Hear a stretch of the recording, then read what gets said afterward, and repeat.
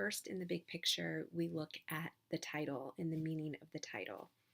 And for doubt, the title is basically the subject of the play. It's the subject of our story, doubt. It's not pedophilia. It's not called child abuse. It's not called the Catholic Church or the corruption of the Catholic Church. And John Patrick Shanley said that the idea to write a play about doubt was actually triggered by the US invasion of Iraq in 2003, when political leaders appeared to be so certain about the need for war that they left no room for doubt in their justifications for a preemptive strike. And the title is not just doubt, but doubt, a parable. And a parable is a short, simple story, a moral of a story that doubt can be a good thing. And we see parables being told in Father Flynn's sermons. So John Patrick Shanley, in a sense, is also telling us a sermon, or giving us a sermon in his play, Doubt.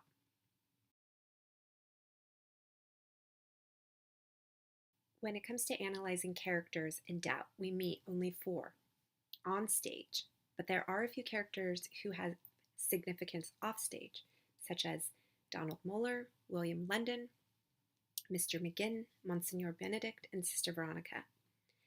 Donald Moeller is a great example of a character in a play, a pivotal character in a play who is never seen on stage.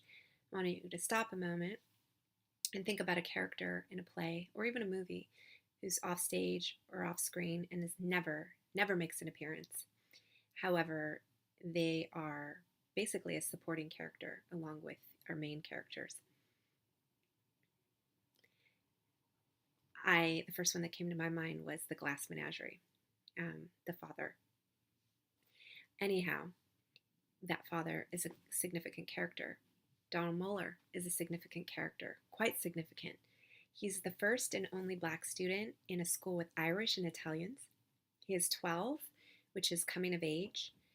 And as the story unfolds, he's gay. And in the 60s, this is a big deal. He is a student who came back from being alone with Father Flynn, smelling of alcohol, and thus the catalyst for Aloysius' campaign to bring Flynn down. The fact that Donald remains off stage is essential. It forces us to have doubt ourselves about what really happened. We are not able to observe the boy's behavior or hear his version of what happened. So, as for the characters on stage, Sister Aloysius Bouvier, she's named after St. Aloysius Gonzaga, a Jesuit student who died while caring for victims of a plague in 16th century Rome and was later canonized as the patron saint of young students. So you see, her name describes Sister Aloysius almost to a T. Perhaps at the end of the play Doubt, she has died a spiritual death while fulfilling her duty to her students and victims, such as Moeller, of the plague of pedophilia in the Roman Catholic Church in the 60s. Sister Aloysius is extremely strict and conservative in her thinking, but she was once married and comes to the convent with a more worldly, early life than those of the other nuns. So in my opinion, that makes her more wise and perhaps credible in her thinking and doubts. She has life experience. Thus, her burning desire is to expose Father Flynn as a child predator and to drive him out of her school and St. Nicholas Church. Sister Aloysius' quest, therefore, creates the through line of the story. A sequence of dramatic events, remember. Sister James comes to tell of some wrongdoing. Aloysius and James confront Flynn. Flynn crosses boundaries with Sister James. Aloysius has a private meeting with Mrs. Moeller. Those are just to name a few of the sequence of events. Such scenarios keep Aloysius at the center of everything that happens on stage. She is essential. She is the story. Father Brendan Flynn, his character. He's a Roman Catholic priest. This is his third parish in 5 years. He is a sermonizer. He uses parables to make his points, just like Shanley, since this is doubt, a parable. He is a note taker. He carries a small notebook and uses a ballpoint pen, which is a disappointment and says a lot to Sister Aloysius. And he uses that to jot down his ideas for his sermons. The fact he is only in 3 scenes helps make him a mystery and, honestly, a bit more of a culprit in the eyes of the audience.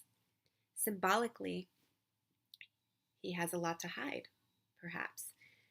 And his burning desire is to protect his reputation, so to keep doing his work in the community. And his dramatic function is as the antagonist.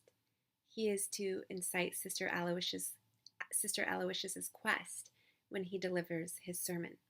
Without Flynn, there would be no conflict. And Sister James is a sister of charity and named after a male saint.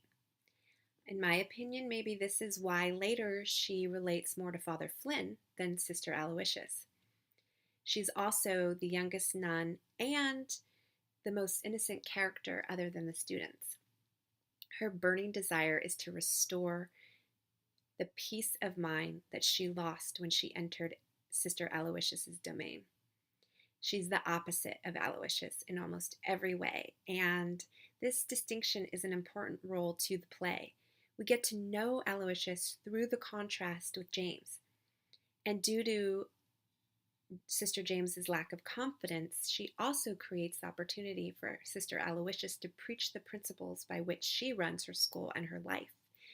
This enables the playwright to integrate exposition about Aloysius that is critical to our understanding of her and the quest she launches.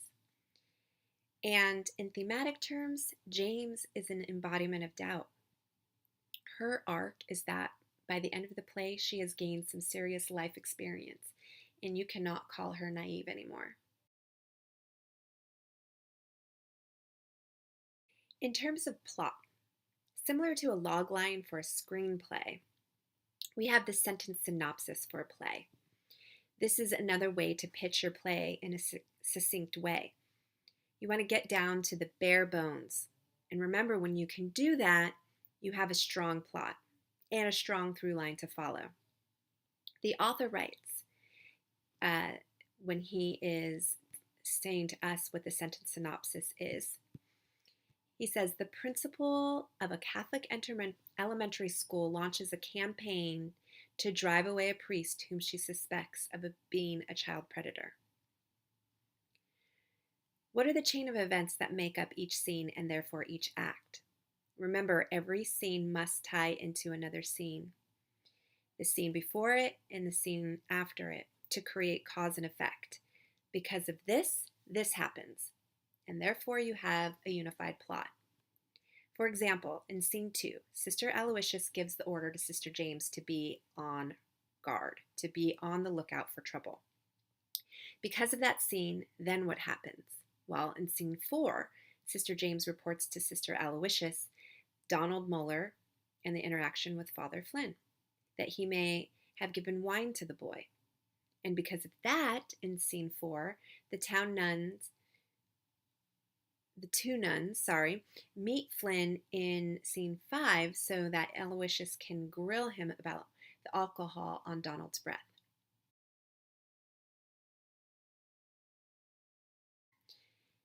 The visual imagery in any play does speak 1,000 unspoken words. And I had mentioned the other video that it's secondary to character when character is plot. And again, I didn't say that to minimize visual imagery and set design and lighting.